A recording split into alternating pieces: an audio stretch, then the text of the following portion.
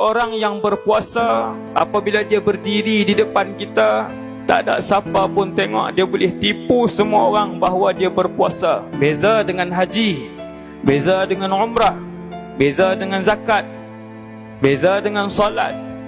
Disebabkan manusia itu jujur bila dia berpuasa. Dalam rumah dia tak makan minum, dalam pejabat dia tak makan dan minum.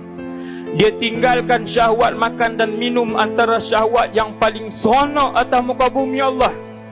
Dia tinggalkan syahwat jima pada siang hari dalam bulan Ramadan kerana Allah. Wa ana ajzi bihi. Pahala Ramadan, berpuasa Ramadan yang besar itu akan dilihat oleh setiap kita di mahsyar. Kerana setiap ketulan dosa dan pahala akan dilihat di mahsyar. Seperti mana tuan-tuan pada malam ni dapat melihat saya dan masjid yang tersergap indah pada malam ni.